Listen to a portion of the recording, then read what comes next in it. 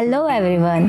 आज हमारे साथ है मिस्टर मुश्ताक खान, जिनके पास 40 इयर्स ऑफ एक्सपीरियंस है as a folk and tribal art में। उन्होंने top institution like Bharat Bhavan, IGNCA, सहपीडिया उसमें एज अ रिसर्चर काम किया है।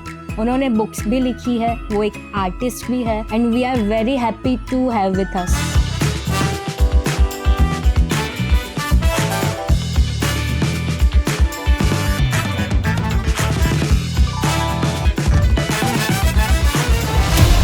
हेलो सर, थैंक यू आप हमारी पॉडकास्ट में आए। मेरे जैसे कई लोग हैं जिनको फोक आर्ट के बारे में कुछ पता ही नहीं है, और कई लोग ऐसे हैं जो जानना चाहते कि फोक आर्ट क्या है। ये जो आप कह रही हैं ये बहुत सही बात है। ज़्यादातर लोग ऐसे समझते हैं कि उनको पता ही नहीं है कि लोक कला है क्या। लेकिन जो लोक कला है उसको आप ऐसे समझ सकते हैं कि जो लोक कला है वो दो शब्दों से मिलकर बना है, लोक और कला। लोक क्या है? साधारण इंसान, जो लोग गांव में रहते हैं या गांव से निकलने के बाद शहरों में भी आ गए हैं, लेकिन अपने गांव के कल्चर से जुड़े हुए लोग हैं, जो साधारण लोग हैं, वो लोक कहलाते हैं। और साधारण लोगों के द्वारा बनाई गई जो कला है वो लोक कला कहलाती है। अब साधारण लोग किसी कॉलेज में पढ़ने नहीं गए हुए होते। उन्होंने, जैसे आप देखते हैं कि जो कंटेम्प्रेरी मॉडर्न आर्टिस्ट हैं वो तो कॉलेज में पढ़ने जाते हैं, कला की शिक्षा लेते हैं, उसके बाद में वो कलाकारी करते हैं। लेकिन जो लोक कलाकार हैं वो तो किसी स्कूल में सीखने नहीं जाते। और जो मॉडर्न आर्टिस्ट हैं या शहर के जो कलाकार हैं वो कला काहे के लिए कर रहे हैं? उससे पैसा कमाने के लिए, नाम कमाने के लिए।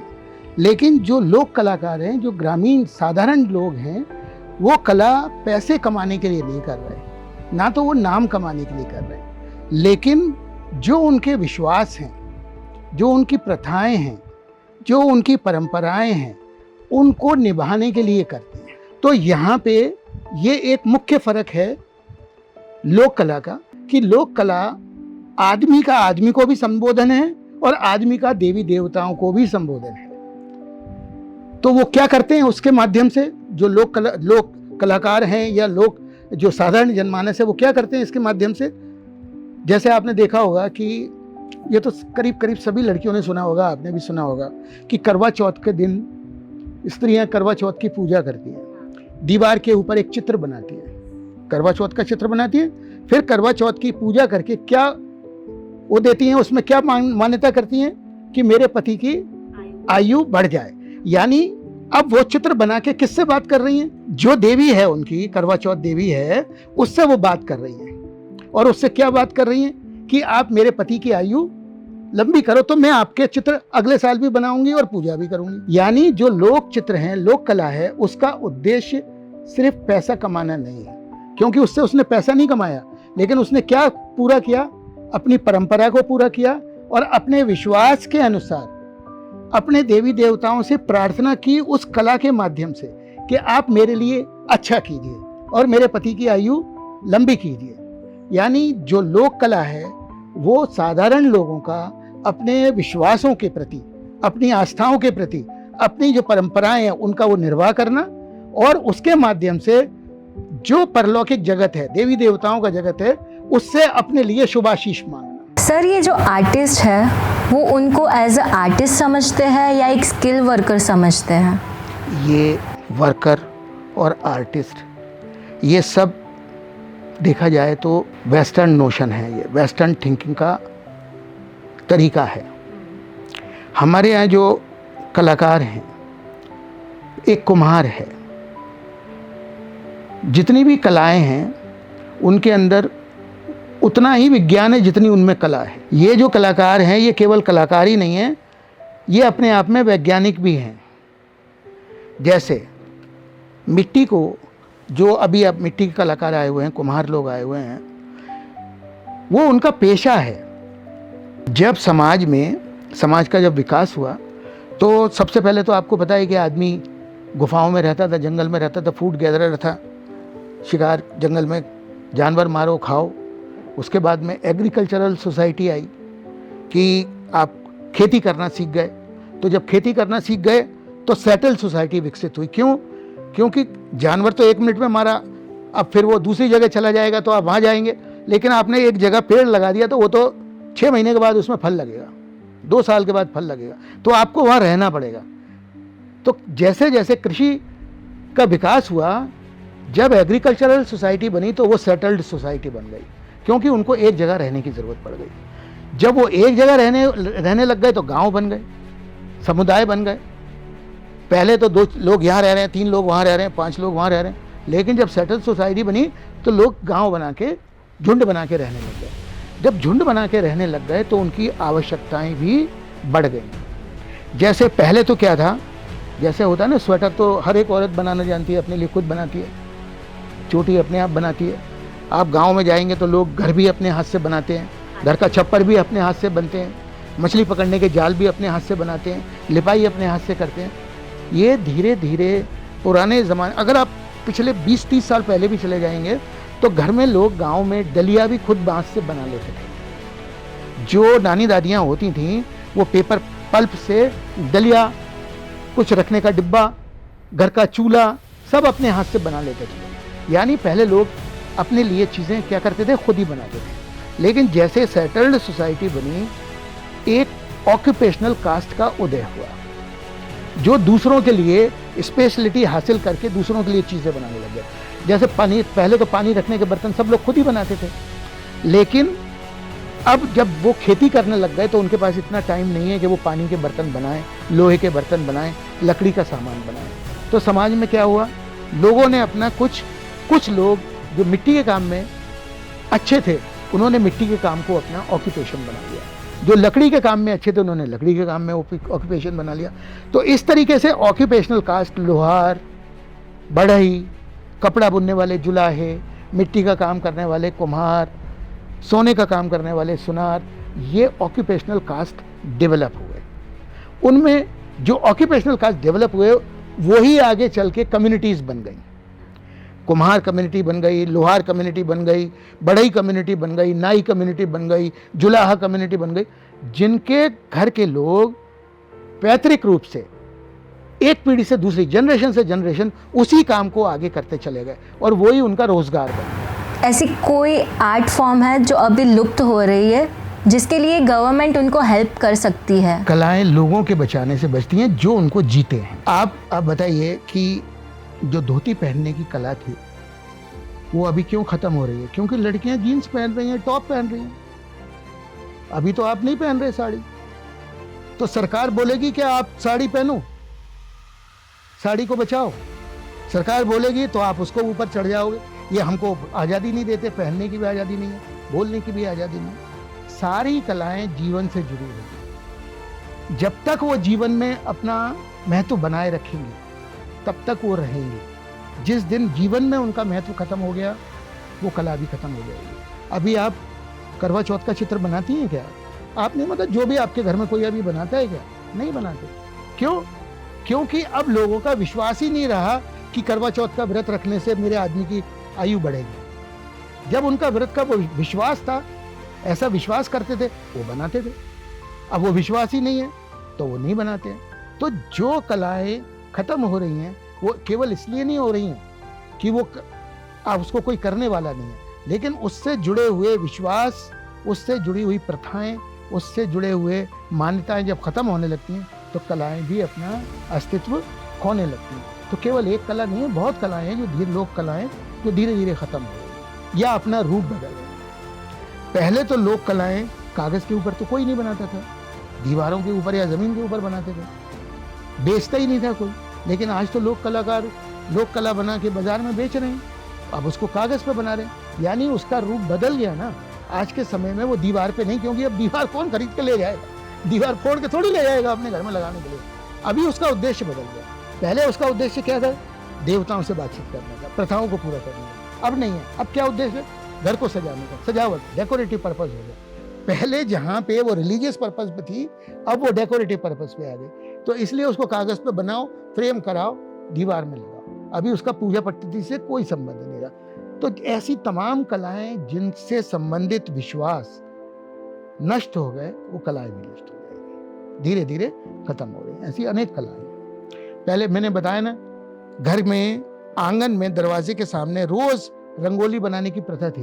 अभी कोई बनाता है? आंगन ही नहीं है तो बनाएगा कहाँ? ऐसा कोई रेयर आर्ट फॉर्म है जो एक इंटरनेशनल लेवल तक जा सकता है पर कहीं ना कहीं वो खो गया है? देखो, जो इंडिजिनस आर्ट फॉर्म जो है, जिनको अपन लोक कला या आदिवासी कलाओं के अंतर्गत लेते हैं, देशज कलाएं, यानी जो हिंदुस्तान की कलाएं हैं, उनमें ऐसी बहुत सारी कलाएं हैं कि जो अभी इंटरनेशनल प्लेटफॉर्म क्या नेशनल प्लेटफॉर्म पर भी नहीं आ पाई हैं। जो लोग, क्योंकि लोक कलाओं का, देशज कलाओं का उद्देश्य प्रसिद्धि पाना नहीं था, नाम अर्जित करना नहीं था, उससे पैसा अर्जित करना नहीं था, बल्कि अपनी परंपराओं का, विश्वासों का निर्वाह करना था। इसलिए उन्होंने इस पक्ष की ओर कभी ध्यान ही नहीं दिया। हिंदुस्तान में जो लोक आदिवासी कलाएं हैं या देशज कलाएं हैं, इनको प्लेटफॉर्म पे लाने का काम 1960 के दशक में शुरू हुआ। जब देश आज़ाद हो गया तो देश आज़ाद होने के बाद में ऐसी बहुत सारी लोक कलाएं थीं, हमारी बहुत सारी दस्तकारियां थीं, हस्तकलाएं थीं, जो अंग्रेज़ों के समय में समाप्त हो गई थी। तो एक कमला देवी चट्टोपाध्याय नाम की एक बहुत बड़ी महिला हुई हैं, जो समाज सेविका भी थी, जिन्होंने, उनको मदर ऑफ हैंडीक्राफ्ट कहते हैं, जो भारतीय दस्तकारी की माँ कहलाती हैं, जिन्होंने उसको पुनर्जीवन किया। 1950 के दशक में 10 साल तक उन्होंने पूरे भारत का सर्वे किया, तमाम किस्म की जो इंडिजिनस आर्ट थी उनका अध्ययन किया, उनका कलेक्शन किया, उसके सैंपल कलेक्शन किया, और उस कलेक्शन से पहली बार देश में क्राफ्ट म्यूजियम की स्थापना हुई दिल्ली में। और उन्होंने जो डॉक्यूमेंटेशन किया था उसकी उन्होंने 3-4 पुस्तकें बनाई, हैंडीक्राफ्ट्स ऑफ इंडिया। तब हिंदुस्तान की जो देशज कलाएं थी पहली बार लोगों के सामने विधिवत आई। क्या आपको लगता है एआई के आने से आर्ट फॉर्म में कोई फर्क आया है? देखिए, आर्ट के लिए एआई कोई थ्रेट नहीं है। एआई क्रिएट नहीं कर सकता, रिक्रिएट कर सकता है। एआई की जो लिमिटेशन है आप समझिए, और आर्ट की जो संभावना है, पॉसिबिलिटी है, वो आप समझिए। हमारे यहाँ क्रिएटिविटी को हिंदी में सृजन कहते हैं। सृजन का मतलब होता है नई चीज बनाना, और एआई नई चीज नहीं बना सकता। जो ऑलरेडी उसमें फीड किया है आपने, उसी को रिक्रिएट कर सकता है। उसको जिस तरीके से आप चाहते हैं वो बना के रख सकता है, लेकिन किसको? जिसको आपने फीड किया है। यानी एआई के पास अपनी बुद्धि नहीं है, आदमी ने ही उसमें बुद्धि डाली हुई है। तो वो कॉपी तो कर सकता है लेकिन क्रिएट नहीं कर सकता। तो आर्ट के लिए एआई कोई थ्रेट नहीं है। केवल जो, अगर अब देखा जाए तो उसकी जैसे पायरेसी होती है ना, कि एक आर्ट फॉर्म को आपने प्रिंट करके बेचना शुरू कर दिया, तो प्रिंट तो अभी भी हो रहा है। आप उसको ऑफसेट में प्रिंट कर रहे हैं, डिजिटल में प्रिंट कर रहे हैं, स्क्रीन में प्रिंट कर रहे हैं, उससे कुछ नहीं है। मैं जहां तक मेरे समझ कहती है, एआई आर्ट के लिए कोई थ्रेट नहीं है, पॉसिबिलिटी जरूर होगी। सर, आज की जो जनरेशन है वो बहुत तेज़ी से आगे बढ़ रही है। अब ऐसा नहीं है कि पहले की तरह लोग सोच रहे हैं कुछ करने से पहले, उनके पास टाइम ही नहीं है या बहुत इम्पल्सिव हो गए हैं वो। तो आप उनके लिए कुछ कहना चाहेंगे? देखो, जैसे एआई की आपने बात करी, अभी इस समय बच्चे क्या करते हैं, एआई से डॉक्यूमेंट तैयार करने में मदद लेते हैं। तो वो कोई नया डॉक्यूमेंट तो वो बना के देता नहीं है। ऑलरेडी जो इन्फॉर्मेशन उसके अंदर मौजूद है वो ही वो बना के दे सकता है। अभी लेटेस्ट क्या इन्वेंशन हुआ है वो उसको पता नहीं होता है, तो वो उसमें कभी आ नहीं सकता। हाँ, जो हमारी नई जनरेशन में धैर्य की कमी होती चली जा रही है, उनको जो कुछ चाहिए तुरंत चाहिए। मुझे ऐसा लगता है, अगर शिक्षा में कला या क्राफ्ट, आर्ट और क्राफ्ट को इंट्रोड्यूस किया जाता है, तो ये बच्चों में पेशेंस को भी क्रिएट कर सकता है, क्योंकि उसमें आपको ध्यान लगा के, मन लगा के काम करने की जरूरत पड़ती है। किसी भी चित्र, एक चित्र भी आप बनाते हैं, 10 मिनट में आप चित्र नहीं बना सकते, उसको भी आपको टाइम देना पड़ता है, उसके साथ आपको समय बिताना पड़ता है, तब वो हो सकता है। केवल एक ही चीज है जो जल्दी हो सकती है, रटना। ऑलरेडी अवेलेबल इंफॉर्मेशन को आप रट सकते हैं। ऐसे कई बच्चे हैं जो आर्ट में आगे बढ़ना चाहते हैं पर उनके पेरेंट्स उनको सपोर्ट नहीं करते, तो उनके लिए कोई मैसेज? देखिए, मैं इसका उदाहरण मैं सबसे ज़्यादा अपने को मानता हूँ। मैंने जब 11वीं क्लास पास किया, मैं फाइन आर्ट कॉलेज में गया, मैंने वहाँ एडमिशन ले लिया। मेरे पिताजी ने कहा भूखे मर जाओगे, ये छोड़ो, साइंस कॉलेज जाओ, वहाँ पढ़ो, नौकरी मिल जाएगी, टीचर वीचर कुछ बन जाओगे, रोटी खाओगे। उन्होंने मुझे साइंस कॉलेज भेज दिया। मैंने एमएससी किया। एमएससी के बाद में मेरे पिताजी रहे नहीं, तो मैं दोबारा फाइन आर्ट कॉलेज पे आ गया।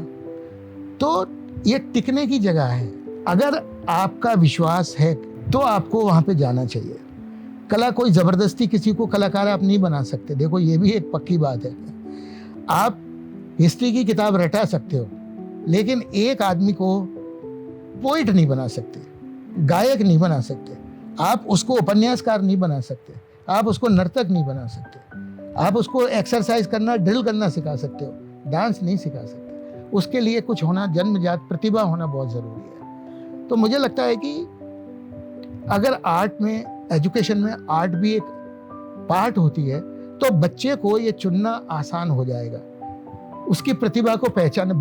माँ बाप क्यों मना करते हैं कि मत जाओ? क्योंकि उनको पता नहीं होता कि उनके बच्चे में क्या प्रतिभा है। जो माँ बाप अपने बच्चों की प्रतिभा को पहचान जाते हैं, वो उनको उसी आर्ट में डालते हैं। अभी आप आजकल आप देखो, इतने ये गाने के कंपटीशन हो रहे हैं टीवी के ऊपर। 5-5 साल के बच्चे कितना सुंदर गा रहे हैं, 6-6 साल 7 साल के बच्चे कितनी बढ़िया डांस कर रहे हैं, क्योंकि उनके माँ बाप ने उनकी प्रतिभा को पहचाना और उसमें उनको आगे बढ़ाया। तो ये माँ बाप की भी जिम्मेदारी है कि वो ये पहचाने कि बच्चे में किस चीज़ की प्रतिभा है, वो किताबी ज्ञान की तरफ जा रहा है या किसी आर्ट की तरफ जा रहा है। उसको अगर आगे बढ़ाएं तो दोनों का भला है, माँ बाप का भी भला, बच्चों का भी भला। कई बार बच्चों को भी पता नहीं होता कि उनमें क्या खूबियां है। वो सबसे डरे सहमे से रहते हैं कि मेरे में तो कुछ है ही नहीं, लाइक मेरे में कुछ खूबी ही नहीं है। तो आप उनको क्या बोलना चाहोगे कि क्यों ऐसा सोच रहे हैं? देखो, ये तो इसमें उनको, इसीलिए तो मेंटर, गुरु की जरूरत क्यों है? आखिर अगर यही सब नहीं होता, सब बच्चे ही कर लेते, तो गुरु की जरूरत ही नहीं थी। गुरु ही तो उसको एक रास्ते पे वो पहचानता है। तो ये टीचर्स और मदर फादर की, माता पिता की, या उनके जो स्कूल के टीचर हैं, उनकी जिम्मेदारी है कि वो बच्चे की प्रतिभा को पहचाने कि ये क्या कर सकता है, और उस दिशा में उनके माँ बाप के साथ बात। ये पेरेंट टीचर मीटिंग काहे के लिए है? इसलिए थोड़ी है कि तुम्हारा बच्चा उद्यम करता है, इसके लिए नहीं है parent teacher meeting. Parent teacher meeting इसके लिए है कि टीचर बच्चों को बताए कि आपके बच्चे में ये गुण है, इसको बढ़ाओ। वो कंप्लेंट का कारखाना थोड़ी है वहां पे कि टीचर उसको कंप्लेंट कर रहा है, होमवर्क करके नहीं लाता, दूसरे बच्चे को मारता है, उसका टिफिन खा जाता है। पेरेंट टीचर मीटिंग इसके लिए नहीं है। पेरेंट टीचर मीटिंग इसके लिए है कि आपके बच्चे में ये गुण है, आप इसके ऊपर ध्यान दो, इसके अंदर इसको आगे बढ़ाओ। तो वो तो माता पिता की और गुरुओं की जिम्मेदारी है कि बच्चे की प्रतिभा को पहचानें और उसको आगे बढ़ाने के लिए मदद करें। जिंदगी में एक आर्ट क्राफ्ट जरूर सीखो, शौक पालो, बांसुरी बजाने का पालो, गाने का पालो, डांस का पालो, चित्र बनाने का पालो, कविता लिखने का पालो, क्योंकि ये केवल जीवन में ही साथ नहीं आता, लेकिन जीवन के अंतिम क्षणों में ये बहुत काम की चीज़ है।